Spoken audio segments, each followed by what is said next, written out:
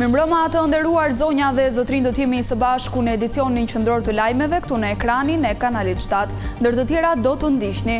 Ferma VIP 2 mbyll rrugëtimin me finalen spektakolare në ekranin e Vision Plus. Big Basta rrëmbeu çmimin e madh prej 100.000 euro, surpriza për konkurrentët. Rritet numri aksidenteve gjatë muajve të verës, mbi 200 raste këtë vit nga traumat për shkak të përdorimit masiv të skuterave dhe motorëve elektrik. Ekspertët kundërshtojnë pagat e referencës në turizëm, njohësit e sektorit thonë se kjo mas nuk i shërben tregut dhe nuk sjell produktivitet në punë.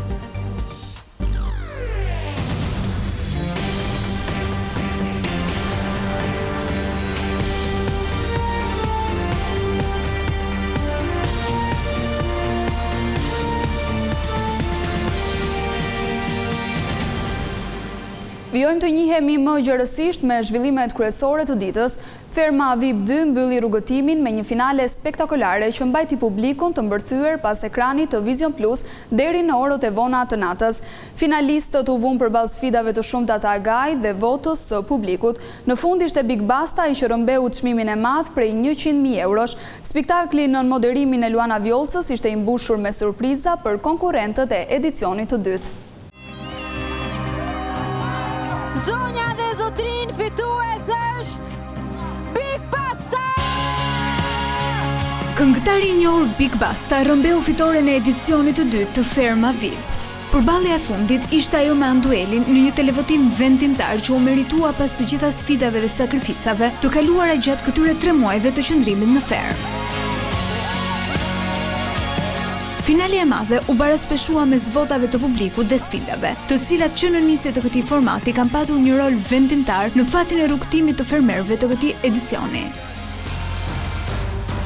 Anduel Kovaçi ishte gjithashtu pretendenti kryesor për të fituar çmimin e madh prej 100.000 eurosh. Ai skualifikoi Andrean pasi televotimit të hapur mes 3 finalistëve të fundit të mbetur në garë. Andrea.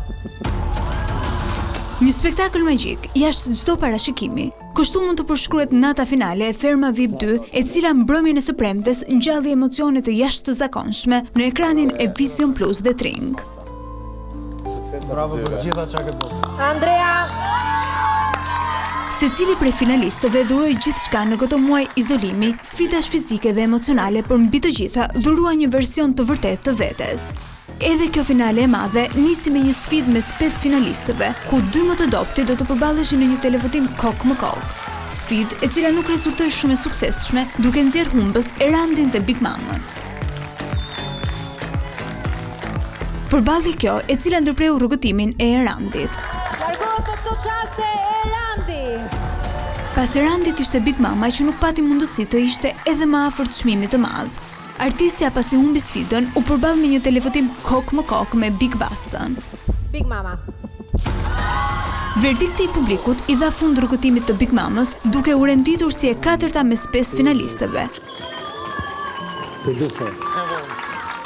Ndërkohë surprizat për finalistët nuk pushuan. Momente tepër prekse mbushën këtë natë të veçantë. Njëri prej tyre ishte takimi i Erandit me motrën e tij Irisin, e cila u bë pjesë e fermës për pak çaste duke shkaktuar emocione të forta. Nga ana tjetër, Big Mama u surprizua nga 3 njerëzit e saj të dashur. Këngëtarja Adelina Tahiri, moderatori Labinot Gashi dhe miku i saj Meti. Big Basta po ashtu përjetoi një nga momentet më emocionuese të mbrëmjes, kur në fermë hyn 4 legjenda të futbollit shqiptar për ta surprizuar bashkë me djalin e tij, Lianin.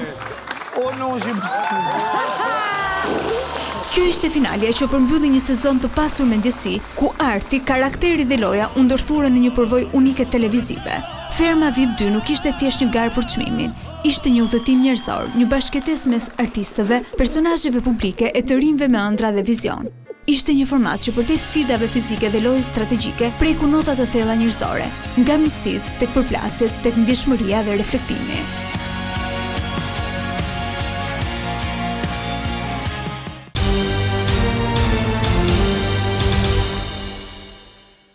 Muajt e verës shoqërohen me shtimin e aksidenteve rrugore. Në spitalin e traumës paraqiten me 10 raste që kërkojnë ndihmë, ndërsa nuk mungojnë as fatalitetet. Mjekët ortoped thonë se më të shpeshta janë aksidentet e shkaktuara nga skuterat elektrik. Numri i aksidenteve në vendin ton po poson rritje nga dita në ditë. Vetëm me skutere elektrik janë shënuar 212 raste të aksidenteve nga janari dhe deri tani. Aksidentet që vjen re rëndom janë ato të zakonshme, realisht janë aksidentet automobilistike, për shkak edhe të fluksit më të madh të lëvizjeve që bëjnë jo vetëm ata që banojnë në vendin ton, por edhe pjesa e madhe e turistëve që vinë. Ajo që vjen drejt tani është përdorimi masiv i makinave me qera, kështu që edhe niveli ose numri i makinave ose i mjetëve që qarkullojnë në rrugë është i madh, kështu që edhe probabiliteti për pas aksidente rrugore është shumë i madh. Pastaj janë këto aksidentet me biçikleta, janë aksidentet me skuterat elektrik, janë këto aksidentet qoftë edhe duke lëviz në këmbë. Skuteri 2024 më duket ka qenë 694 raste, total po 2025, po themi vetëm gjysma e vitit është 212, që trendi është të kapit njëjtat çifra, do të deri në fund vitit. Mjeku ortopedi Ilir Hasmuça thotë se dëmtimet më të zakonshme janë ato të kokës apo qafës, ndërsa apelon për më shumë kujdes të shtuar nga ana e qytetarëve dhe respektim të rregullave të qarkullimit rrugor. Mund t'i shmangim duke zbatuar një lloj, po them, protokolli personal të mos tejkalimit shpejtësisë, po themi respektimit të sinjalistikës rrugore, përdorimit të këtyre mjeteve mbrojtëse, sepse vemre, sidomos ne si popull nuk e kemi kulturë, po themi, mbajtjen e kokores, mbajtjen e gjujsave, e këtyre që mbrojnë brylin ton, ose mbrojtësave të qafës, se janë shumë të rëndësishme, sepse dëmtimet më të zakonshme që ndodhen nga këto aksidentet realisht janë dëmtimet e kokës, dëmtimet e qafës, dëmtimet e gjoksit, e barkut, e anësive. Kështu që më thonë edhe gama e dëmtimeve është e larmishme. Kthimi i emigrantëve dhe ardhja e turistëve ka shtuar gjithashtu edhe numrin e aksidenteve në rrugë, por edhe atyre në ujë për shkak të përdorimit të mjeteve lundruese. Të dhënat e Institutit të Statistikave tregojnë se vdekjet nga zemra u rritën gjatë vitit të kaluar. Mjekët shprehin shqetësimin se mosha e atyre që shfaqin probleme kardiovaskulare po vjen duke ulur. Sëmundjet e zemrës mbeten shkaku kryesor i vdekjeve në Shqipëri. Sipas të dhënave të fundit nga Instat, sëmundjet e aparatit të qarkullimit të gjakut zun 52.9% të totalit të vdekjeve në 2024, nga 51.7% në vitin 2023, por cilët janë disa nga faktorët që ndikojnë në sëmundjet e zemrës sipas mjekëve specialistë. Shkaqet kryesore të sëmundjeve kardiovaskulare renditen disa.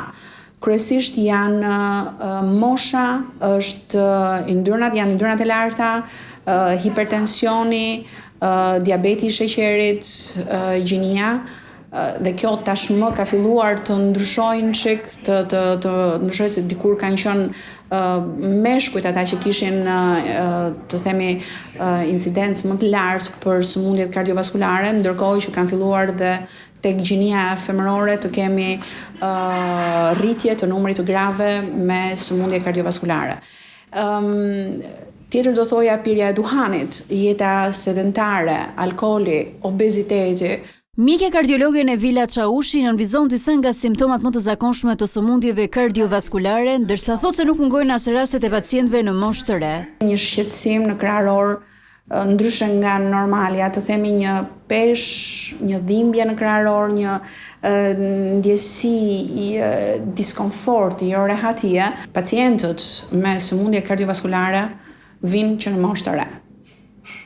Do të thotë, kemi patur raste kur pacientët kanë qenë në rreth të moshës 40 vjeç me infarkte, me sëmundjet e arterieve koronare, por dhe të arterieve të karotideve. Moshat e reja konsumojnë shumë pijet energjetike,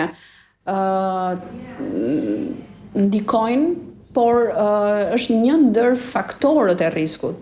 Nëse këta të rinj do konsumojnë përveç pijeve energjetike apo do konsumojnë kafen shumë apo dhe drogra të ndryshme, të cilat për hir të vërtetës i kemi goxha prezent kohët e fundit, kanë probabilitet shumë më të lartë për të patur probleme të sëmundjeve kardiovaskulare sesa persona të cilët nuk i konsumojnë ose i konsumojnë shumë pak. Temperaturat e larta arshtojnë edhe më shumë problemet me zemrën, prandaj mjekët këshillojnë për më shumë kujdes të shtuar. Vetë temperaturat e larta zgjerojnë antë gjakut duke bërë të mundur që të bjerë dhe tensioni. Plus, marrja e mjekimit do ta përkeqësonte, do ta thellonte më shumë situatën. Në këto kushte, mendoj që duhet jenë më të vëmendshëm. Pirja e ujit, duhet të konsumoj ujë në mënyrë të tillë që organizmi të jetë i hidruar. Qëndrimi në ambientet të freskëta, në ambientet jo me temperaturë të lartë dhe ruajtja nga diferencat e presionave, dalja nga një ambient i ngrohtë në një ambient të ftohtë do të bënte, sepse janë shumë të thyeshëm këta pacientë, janë shumë delikat sa i takon mënyrës menaxhimit, por edhe të themi mirëqenies në tërësi të tyre. Gjatë vitit 2024 në Shqipëri janë regjistruar 22.102 vdekje, duke shënuar një rritje prej 3.8% krahasuar me 2023-shin. Gjykata e posaçme ka lënë në fuqi masën e sigurisë arrest në burg të caktuar në mungesë për 3 bashkëpunëtor të ngushtë të shumë kërkuarit Taloçela. Bëhet fjalë për Aldo Gjika, i njohur dhe me emrin Aldo Cëriku apo Elikir Cëriku, Erviz Daka dhe Maksim Koçi. Ata u ekstraduan pak ditë më parë nga Emiratet e Bashkuara Arabe drejt vendit tonë. Të tre akuzohen nga SPAK dhe gjykata e posaçme për vepra të rënda penale si vrasje dhe sigurimi mjeteve për të kryer vrasje. 3 të arrestuarit konsiderohen pjesë aktive e strukturës kriminale që drejtohej nga Taloçela, një prej emrave më të njohur të botës së krimit në Shqipëri, ende në kërkim nga drejtësia. Rinumrimi i votave për qarkun e Tiranës deri tani nuk ka sjell asnjë ndryshim sa i takon ndarjes së mandateve, por ajo që bie në sy është humbja e madhe që po pësojnë 2 partitë e mëdha. Kandidati i Demokratëve Ilir Ali Mehmeti, që kërkoi rinumërimin, si për ironi ka marrë më pak vota. Nga 1282 kutitoj qarku Tiranë, në 30% prej tyre ka përfunduar rinumërimi i votave për subjekte politike dhe kandidatët. Komisioni Qendror i Zgjedhjeve pasuron në grafik se Partia Demokratike ka thelluar humbjen e votave, ndërsa kandidati që mban vendin e parë për votat të firuara në këtë proces rinumërimi është demokrati Ilir Ali Mehmeti, pikërisht kandidati që ngriti pretendimin për parregullsi procesi, duke u kthyer në bumerang. Edhe Partia Socialiste ka humbur 1% të konsiderueshme votash, ndërsa kandidati që rreshtohet në vend të parë duke humbur më shumë vota është ministri Ervin Hoxha. Vota kanë humbur edhe partitë e vogla opozitare, përfshirë nisma Koalicioni Shqipëria Bëhet, Lëvizja Bashk dhe Partia Social-Demokrate.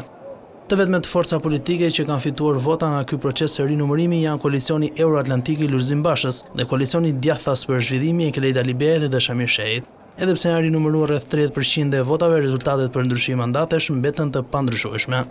Vendimi për të rishikuar rezultatin e votave të 11 majit u vendos nga KAS pas ankimimeve të partive opozitare për parregullsitë e procesit zgjedhor.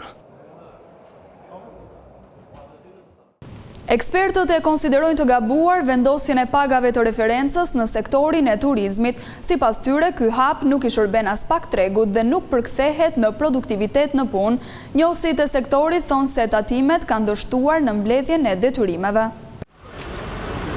Në nisjen e pikut të sezonit turistik rritet dhe monitorimi dhe vëmendja e tatimeve për të patur tregun e turizmit në nënvëzhgim nga shmangja e detyrimeve. Së fundmi u publikuan dhe 45 paga referencë për profesionet në këtë sektor. Nëse bizneset deklarojnë paga nën kufirin e përcaktuar nga tatimet, do të jenë subjekti kontrolleve më të detajuara nga administrata.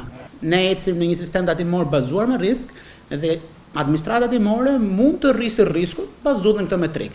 Megjithatë, ekzistenca e riskut shtuar, që mund të pasqojnë një kontroll tatimor, nuk do të thotë me domosdoshmërisht që në shkelje ligjore.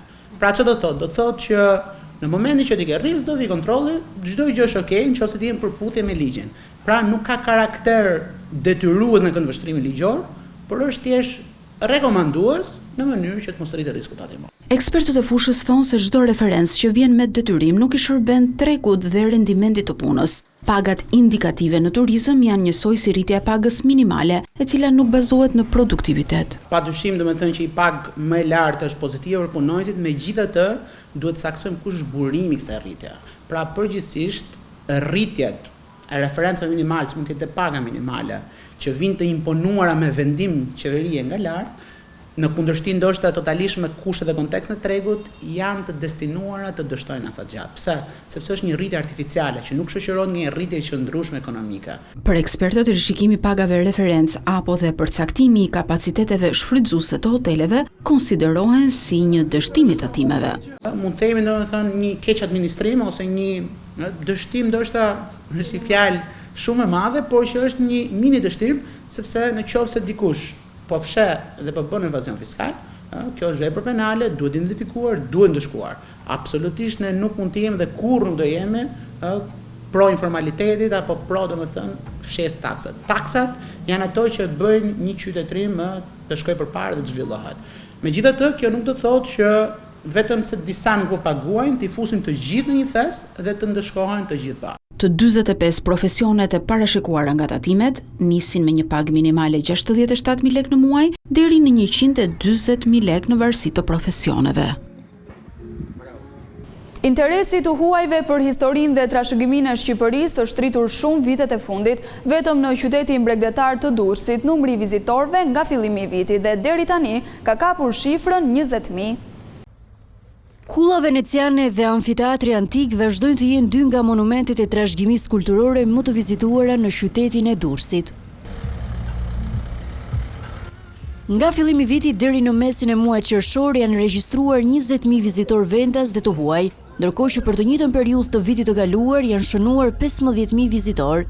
Ina Ayazi, specialiste e qendrës muzeore, thotë se në mjediset e kullës veneciane, vizitorët njihen me një tur virtual rreth historisë mesjetare të Durrësit, fal teknologjisë që është instaluar në mjediset e saj. Vizitorët kanë mundësi që nëpërmjet projeksionit të shijojnë historikun e qytetit të Durrësit me një video që është 3D, më pas ato mund të skanojnë audioguidën që është në 5 gjuhë të huaja, kanë akses që të shikojnë VR-ët, nëpërmjet VR-ëve ato shikojnë amfiteatrin, forumin e qytetit dhe një pikturë mesjetare dhe kanë më pas mundësi që të shkojnë lart dhe të shijojnë pamjen e qytetit të Durrësit. Edhe amfiteatri antik është pjesë e turit që vizitorët, kryesisht të huaj, kryejnë në Durrës. Galeritë e tij dhe sidomos kisha bizantine në mjediset e brendshme e bëjnë atë unik dhe të papërsëritshëm. Amfiteatri, pa diskutim që është një ndër monumentet më të rëndësishëm të qytetit të Durrësit, si i pari në Ballkan për sa i përket mallësisë dhe kapacitetit që ka, dhe ajo e bën akoma më atraktive që vizitorët të shkojnë dhe ta vizitojnë. Qytetit pritet të shtohet gjatë vjeshtës edhe një tjetër monument i rrallë. Muzeu Arkeologjik tërësisht i rikonstruktuar pritet të hapet me 3 kate funksionale ku pritet të ekspozohen artefakte të rralla të historisë sonë për gjatë shekujve.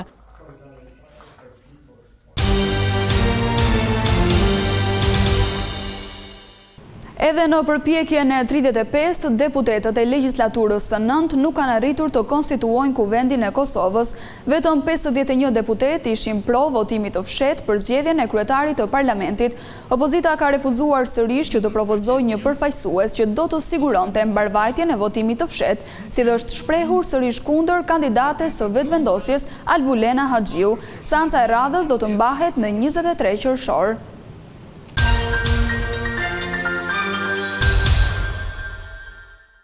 Shtëpia e shkrimtarit Dritëro Agolli në Menkulas të Devollit do të kthehet shumë shpejt në destinacion për vizitorët.